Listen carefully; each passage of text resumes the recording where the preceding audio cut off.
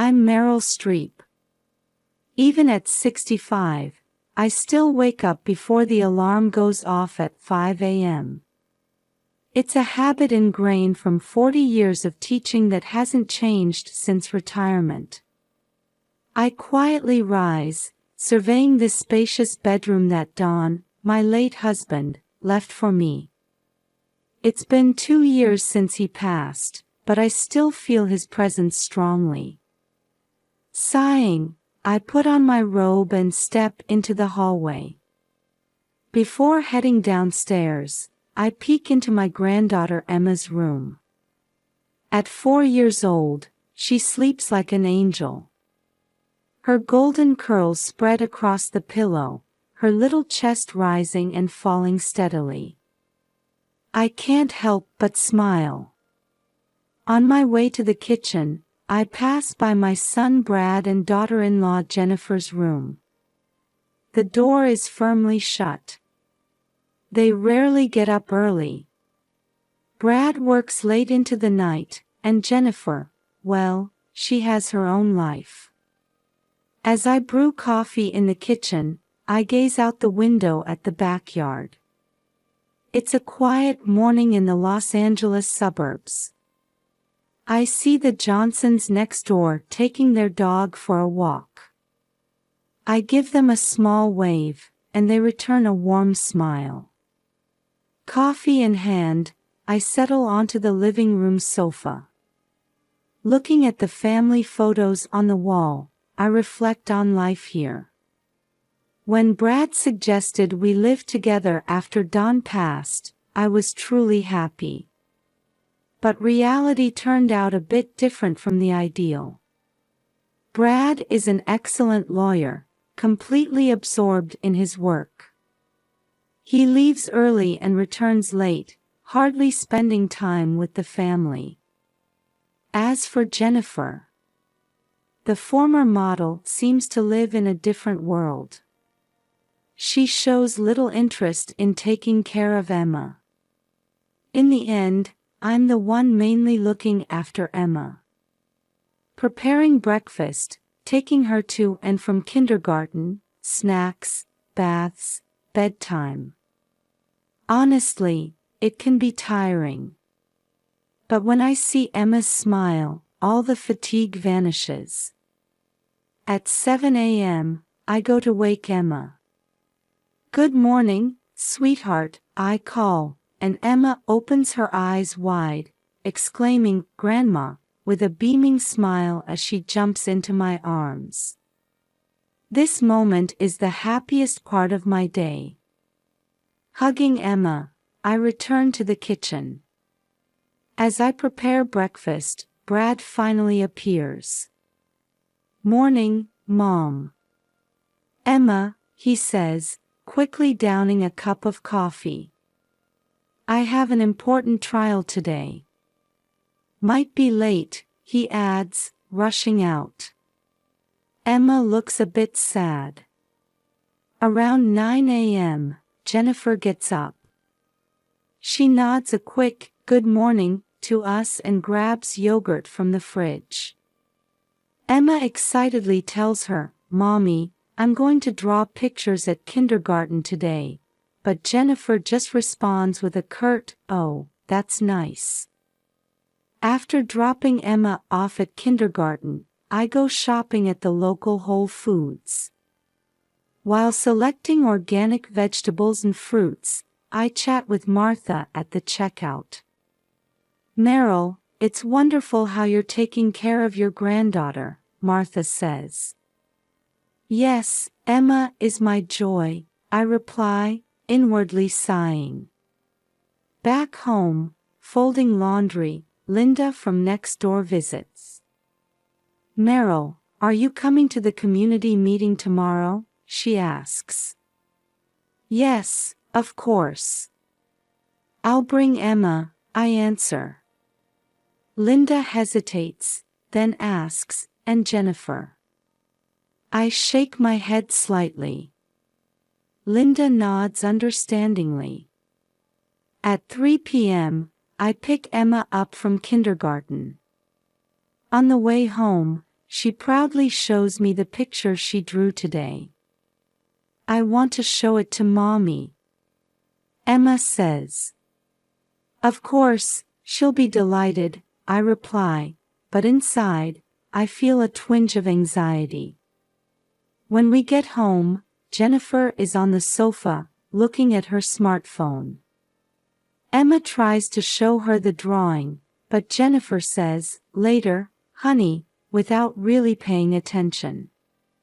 Seeing Emma's disappointed face, my heart aches. As I prepare dinner, I ponder the future of this family. I need to do something for my beloved granddaughter. But what? With these thoughts weighing on my mind, another day was coming to an end. That day started as an ordinary Tuesday. After completing my morning routine and dropping Emma off at kindergarten, I headed to Target for some shopping. As I walked through the store, putting Emma's favorite fruit snacks and Brad's preferred coffee beans in the cart, I checked my phone while waiting in line at the checkout. There was a message from Jennifer. Emma's not feeling well and left kindergarten early. I picked her up. I frowned. Why didn't Jennifer contact me? If Emma was unwell, I needed to get home right away. I quickly finished paying and hurried to the parking lot. When I arrived home, the entrance was eerily quiet. I'm home, I called out, but there was no response. As I entered the living room, I saw Jennifer on the sofa, engrossed in her smartphone. The TV was on low volume. Where's Emma? I asked. Without looking up, Jennifer replied, in her room. Probably sleeping. Feeling uneasy, I climbed the stairs to Emma's room. When I opened the door, the sight before me nearly stopped my heart. Emma was lying on the floor, foam coming from her mouth, her eyes rolled back. Emma! I cried out, rushing to her side. Emma, can you hear me? It's Grandma. No response. I desperately shook her body. Jennifer. Quick. Call 911. I shouted downstairs. I heard hurried footsteps, and Jennifer burst into the room. She looked shocked for a moment upon seeing Emma's condition but seemed to regain her composure quickly. Don't overreact, Meryl. Kids go through these things. She'll be fine soon. I stared at Jennifer in disbelief. Are you kidding me? Can't you see Emma's condition? Call 911 now. But Jennifer shook her head. It's really okay. No need to panic. Look, the foam is already subsiding, see? Indeed, the foam from Emma's mouth was lessening. However, she was still unconscious.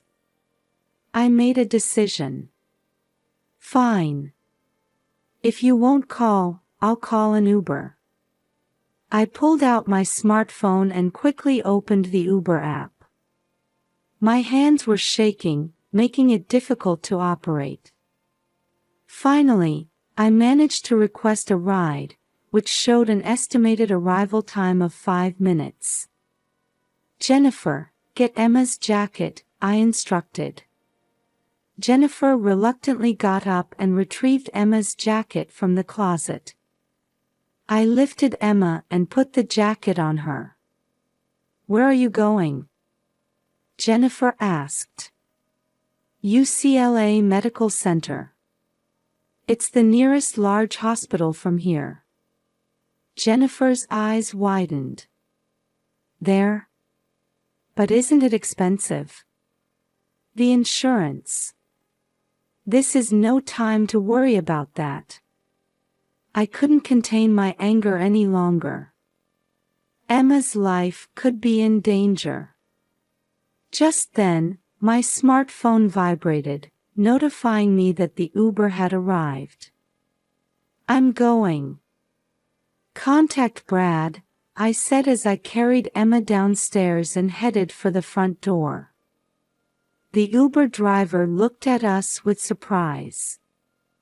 "In a hurry?" the driver asked. "Yes, please take us to UCLA Medical Center. As quickly as possible." Once in the car, I laid Emma on my lap. She was still unconscious. I stroked her head, almost in prayer. "It's okay, Emma. Grandma's here. We'll be at the hospital soon." As the car started moving, the scenery outside the window blurred past. My mind was filled with worry for Emma and anger towards Jennifer. Why was she so indifferent? How could she not see Emma's dangerous condition? And regret towards myself also welled up. I should have gone home earlier. I should have returned immediately when I heard Emma wasn't feeling well. The UCLA Medical Center building came into view. "We're almost there, Emma," I whispered softly. As the car pulled up to the emergency entrance, I quickly opened the door. "Thank you," I said to the driver as I carried Emma out of the car. Hospital staff noticed us and immediately rushed over with a stretcher. "What happened?" a young female nurse asked. "My granddaughter, foam from her mouth, unconscious," I explained, out of breath. The nurses quickly transferred Emma to the stretcher and rushed her to the treatment room. I tried to follow, but another nurse stopped me. "Please wait. We need you to complete some paperwork at the reception first."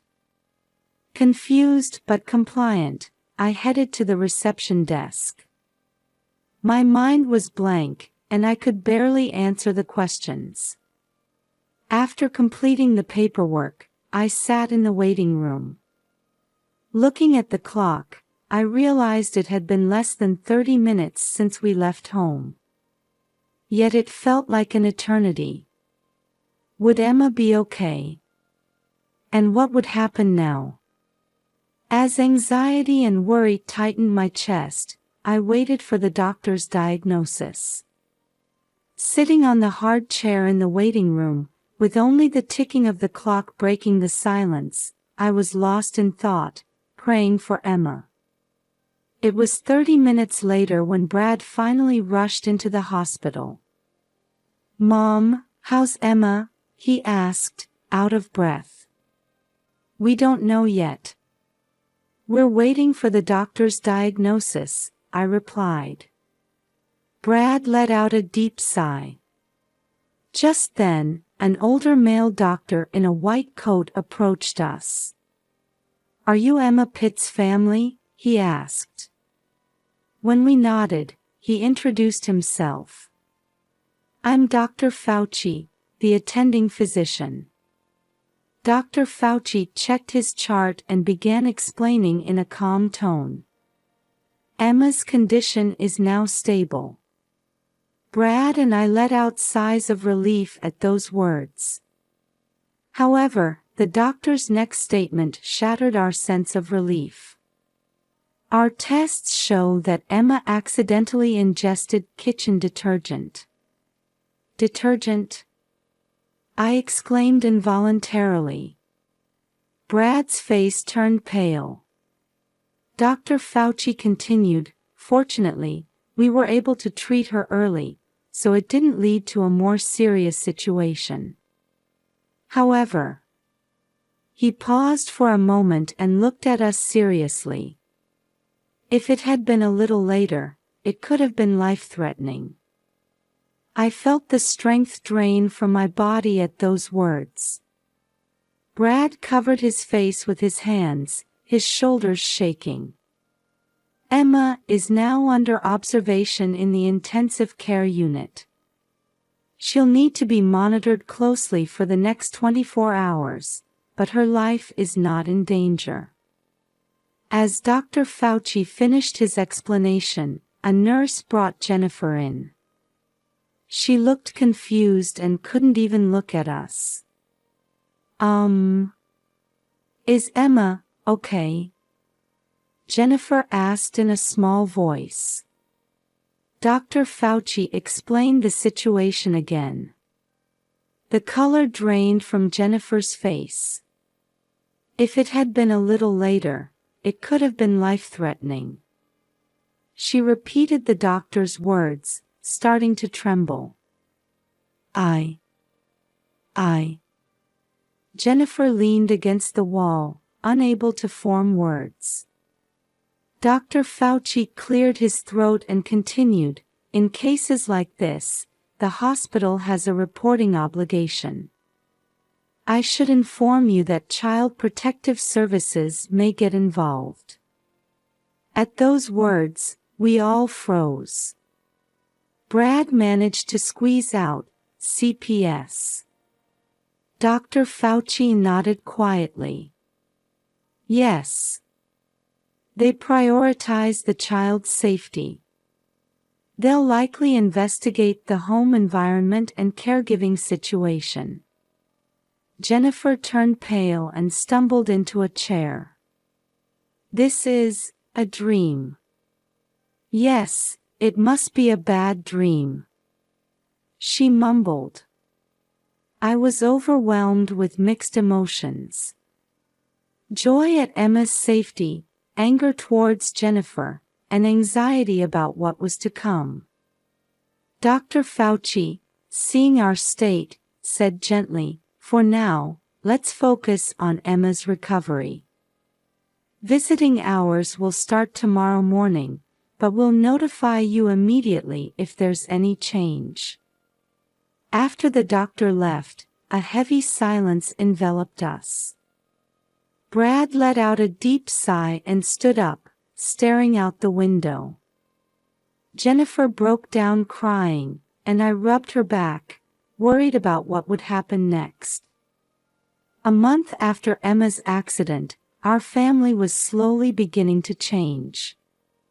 Jennifer started attending therapy twice a week. Though she seemed anxious at first, I could see her expression gradually softening. One morning, as I was making coffee in the kitchen, Jennifer appeared. Good morning, Meryl, she said. This was a scene I couldn't have imagined before. Good morning, Jennifer. Did you sleep well? Yes, little by little. She smiled. Brad was changing too. He told us he had talked with his boss and arranged to come home early 2 days a week. I used to laugh at the phrase work-life balance, but now I understand its importance, he said. One Friday evening, Brad came home earlier than usual. Everyone, I have a surprise, he announced. Let's go to Disneyland next weekend. Emma jumped up and down with joy, and Jennifer smiled happily. I felt a warmth in my chest. When the weekend arrived, we set out for Disneyland early in the morning. Emma was so excited she sang Disney songs the whole way there. Brad, while driving, would occasionally glance at Emma in the rearview mirror and smile. Jennifer, in the passenger seat, was looking at the map and asking Emma, which attraction should we go to next? Upon arriving at the park, Emma's eyes sparkled as she looked around. I want to meet Mickey, she shouted. Brad said, all right, let's go find Mickey, and hoisted Emma onto his shoulders. We enjoyed various attractions throughout the day. At lunchtime, Jennifer gently asked, "Emma, would you like to eat a hamburger and fries here?" When Emma nodded, Jennifer happily placed the order. Seeing her take the initiative to care for Emma made me feel warm inside. In the evening, as we watched the fireworks, Brad hugged us all. "I'm so happy we could spend time like this," he said. Jennifer nodded, tears in her eyes. On the way home, Emma fell asleep, tired from the day's excitement. The car was quiet, but filled with a happy atmosphere. The following week, I attended a local PTA meeting. When I introduced myself as Emma's grandmother, Meryl, I received warm words of welcome from those around me. "It's wonderful that you're participating in the PTA while taking care of your granddaughter," one mother said. Through my PTA activities, I deepened my connections with other families in the community. One day, Emma's teacher told me, "Emma has been so lively lately," which made me happy.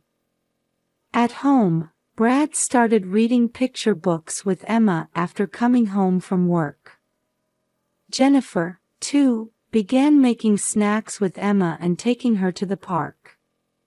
One evening, after putting Emma to bed, we were having tea in the living room. "Hey," Jennifer began. "I think I want to work again." Brad and I looked at each other in surprise. "But this time, part-time." "I want to cherish my time with Emma too," she continued. "That's a wonderful idea," I said. Brad nodded, saying, "I'll support you." That night, before going to bed, I looked at my husband's photo. "Dawn, are you watching? Our family is slowly but surely growing stronger." Stars twinkled outside the window. It was as if my husband was smiling. Tomorrow, another new day would begin. A new day full of hope for our family. On the morning of Emma's 5th birthday, the whole house was filled with a celebratory mood. Brad and Jennifer had gotten up early to decorate the living room with balloons and garlands. I went to pick up the special organic birthday cake I had ordered from Whole Foods. In the afternoon, Emma changed into her new dress and ran into the living room, her eyes sparkling. "Wow! It's beautiful," she exclaimed. The whole family gathered around the table, and we sang "Happy Birthday" as we lit the candles on the cake. Emma closed her eyes to make a wish, then blew out the candles, and we all applauded. As we ate the cake, I quietly looked around at the family. Brad was gently wiping cream off Emma's cheek, and Jennifer was lovingly stroking Emma's hair. How much we've grown since that incident a year ago. We've learned to overcome difficulties, understand each other, and support one another. Now, our bond is much stronger than before. Looking at Emma's smile, I whispered in my heart, "Dawn, are you celebrating with us too?" Our family is surely heading towards a bright future.